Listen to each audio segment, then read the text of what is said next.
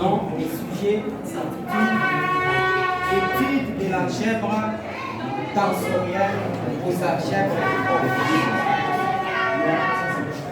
C'est les algèbres, l'intérêt qui nous a poussé à faire une étude dans ces genres d'algèbres et de trouver une relation qui existe entre les algèbres tensorielles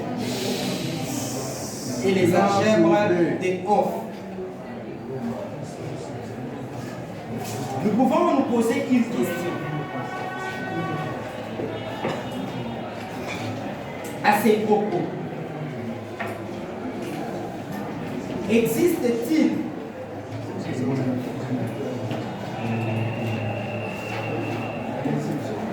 Nous pouvons nous poser une question à ces propos.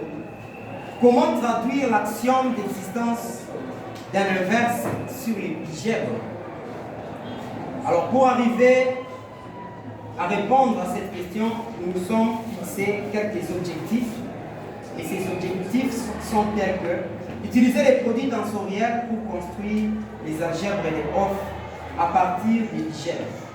Nous nous sommes aussi servis des l'unique inverse de l'identité d'une bigèbre donnée H que nous avons appelé antipode pour la construction des groupes algébriques.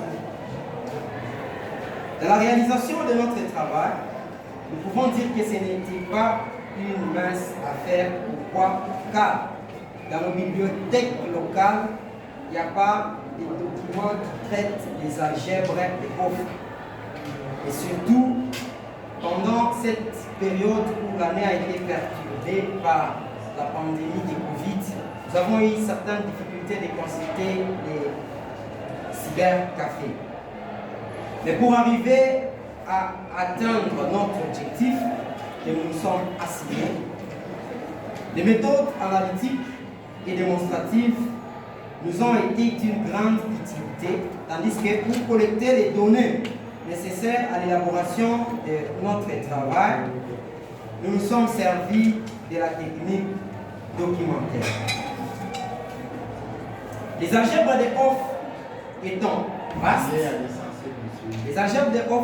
vastes, nous n'avons pas envisagé dans notre travail les algèbres de Hopf traitant les algèbres enveloppantes et même celles visant les groupes d'Élie. C'est ainsi que pour clore notre introduction, nous concluons en disant ceci, qu'il existe bien sûr l'inverse, un passage qui peut nous aider à passer du bigèbre au inverser les bigèbres. Et ces passages, c'est que nous devons nous servir du produit de convolution. Alors le produit de convolution nous aide à construire une algèbre dite l'algèbre des convolutions. Alors à partir des algèbres des convolutions, nous pouvons maintenant trouver une autre application, et cette application s'appelle l'antipode.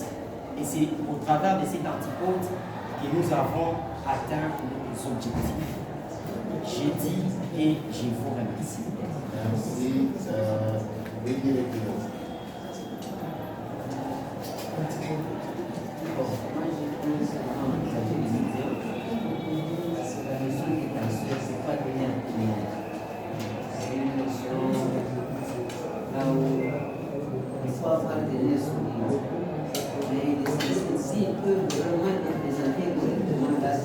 Mais vous vous dérangez ici.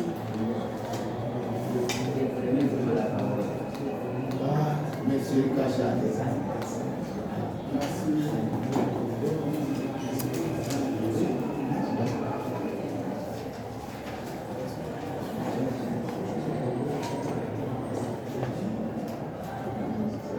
Je suis à la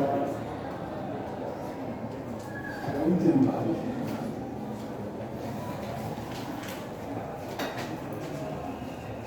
Définition de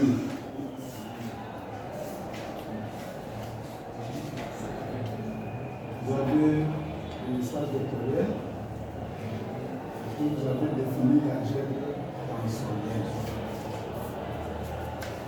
Donnez-moi d'abord le développement de cette formule, la deuxième définition.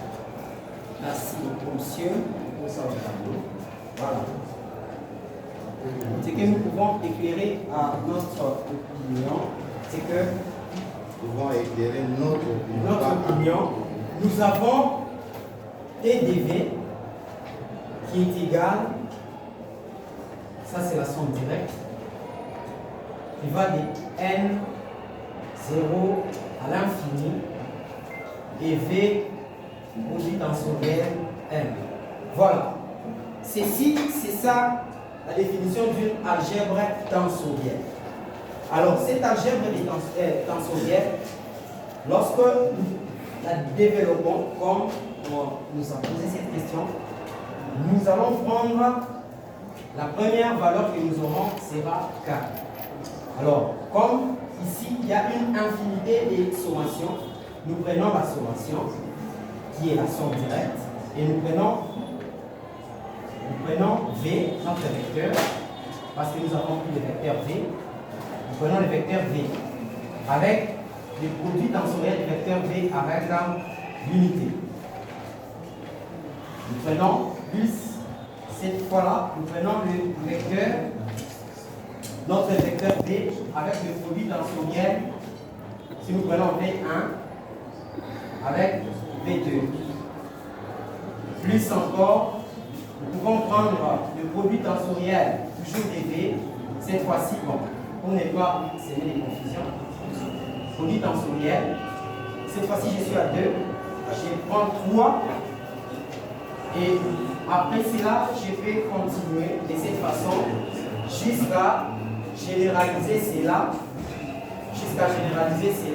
de cette façon, nous prenons un V, et nous prenons le produit tensoriel jusqu'à V au produit tensoriel, je m'explique, au produit tensoriel à l'ordre M. Donc c'est ça le développement de notre produit tensoriel. Est-ce que vous avez bien développé? Parce que là, je vois infini. Oui. Mais si vous arrêtez à N, quand vous arrêtez à N, ça signifie que c'est fini. Je m'excuse. On peut continuer. Voilà. Maintenant, un élément Oui. de TDV, à quel moment? Un élément d'une algèbre tensorielle. Voilà. Un élément d'une algèbre tensorielle est appelé un tenseur. Donc les éléments de l'algèbre tensorielle, ce sont des tenseurs. Le tenseur de quel type? Voilà le cas ici. Parce qu'il y en a plusieurs types de tenseurs. Tout à fait. Et nous verrons ce type-là. Voilà. Dans les tenseurs, ce que nous devons savoir, c'est que nous avons, parmi les types, nous avons des tenseurs qui sont covariants, il y a des tenseurs qui sont contravariants, et il y a des tenseurs qui sont mixtes. Ici, dans la mixité, donc, on prend la covariance et la contravariance, on les met ensemble pour trouver Maintenant, si je la prends mixité. votre algèbre là, que vous avez défini, elle comprend quel type de tenseur? Voilà, merci beaucoup. Est-ce qu'elle comprend tous les trois types ou bien quel type de tenseur? Tel que vous l'avez défini. Mon algèbre tel que je l'ai défini, c'est que ça généralise. Alors, s'il arrive des fois que je veux maintenant préciser mon algèbre, par exemple dans la covariance, donc je dois prendre les composantes de mon algèbre tensorielle, je dois écrire ces composantes selon la covariance. Moi, je veux que ça me généralise parce que vous avez seulement considéré les tenseurs contravariants dans votre algèbre. C'est une généralisation. Pourquoi ça ne généralise pas? Parce qu'il n'y a pas de dual de V. Si vous aviez inclus des duals de l'espace vectoriel V, là vous devez généraliser.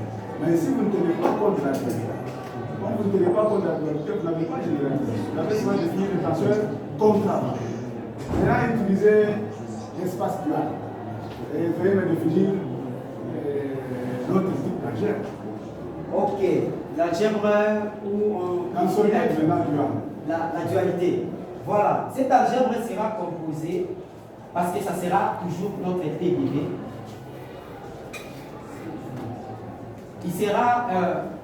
Elle sera plutôt, parce que c'est une algèbre, elle sera d'abord minue elle-même. Elle doit être minue des lois. D'abord la même définition. Okay. Avant de passer aux lois. D'accord.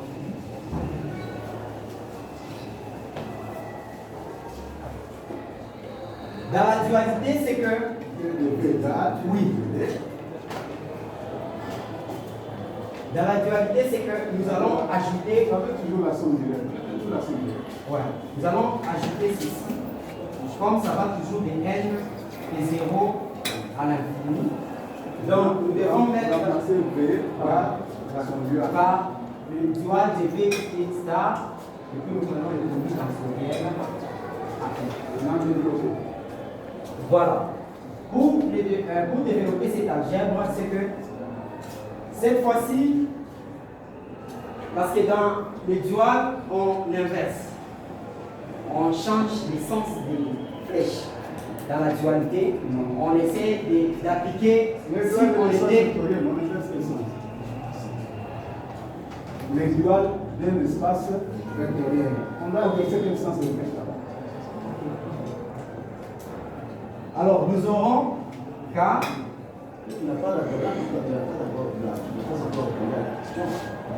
Comment on définit d'abord les duals V star. L'espace dual. D'accord. Nous aurons K plus nos vecteurs seront comme ça. Star, produit tensoriel de 1 plus la même définition. On reprend tout ce que nous avons écrit là-bas jusqu'à n là-bas, à l'infini. Ça continue. Donc ça veut dire que les vecteurs sont dualisés. Oui, maintenant les duals là, je définis ça. Les V star. Ok. Par rapport à V, il est défini comment? D'accord. Je vais prendre d'abord le vecteur V lui-même. Le vecteur V, un vecteur quelconque, je vais l'écrire comme ça. D'abord, ça, nous prenons une composante. Je vais le mettre comme ça. Ce que tu mets là, c'est le vecteur. Là, c'est un espace vectoriel. C'est ça. Bon, considérons même un vecteur X. Voilà. Un vecteur X. Ce vecteur X, si je mets pas d'abord le vecteur. Oui. Vous avez l'espace vectoriel V. D'accord. Déterminer les duals de V à cet espace-là. D'accord, d'accord. Nous prenons l'espace vectoriel V. Son dual sera écrit V star. Comme ça. C'est défini comment? Voilà.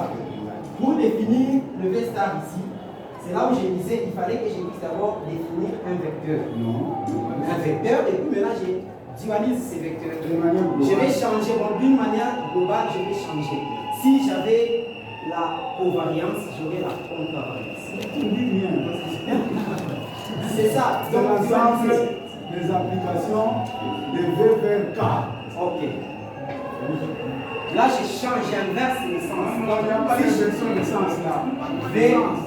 Là, on est en deuxième graduat, mon cher. On est en deuxième. C'est un deuxième graduat. L'ensemble des applications de V vers K. Il faut pas confondre avec les catégories. C'est ça le dual. Tu peux confondre avec les catégories. Et les éléments du dual, ce sont des formes. Oui, ce sont des scalaires. Ce sont des scalaires.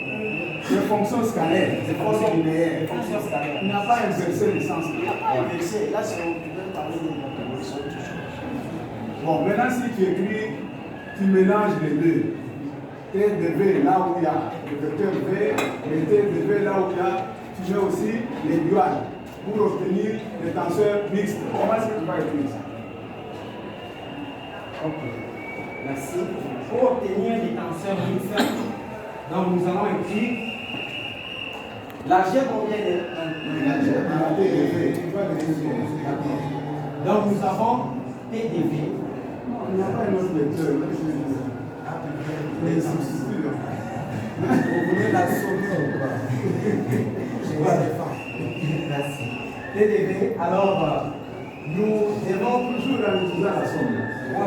la somme directe que nous avons, qui va toujours de 1, 0 à l'infini. Voilà. Alors, DV, le tensoriel, c'est 1. Voilà, tu mets le toit entre parenthèses. Ok. Voilà. Entre parenthèses, faire la parenthèse. Voilà le produit tensoriel. Alors, le produit tensoriel sera. Le produit tensoriel, c'est que tu as mis, ce n'est pas le produit tensoriel, c'est l'égalité. Oh.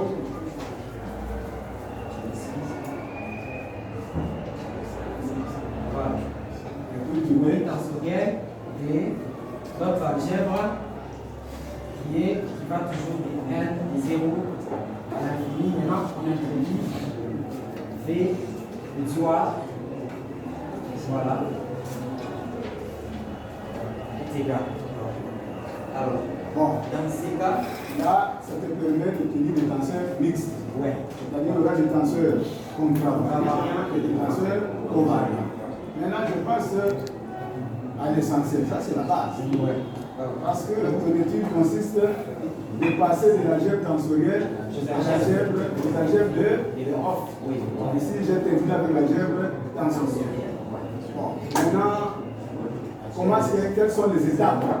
Voilà. Moi, je permets de passer d'une algèbre tensorielle à une algèbre géométrique. Merci, monsieur.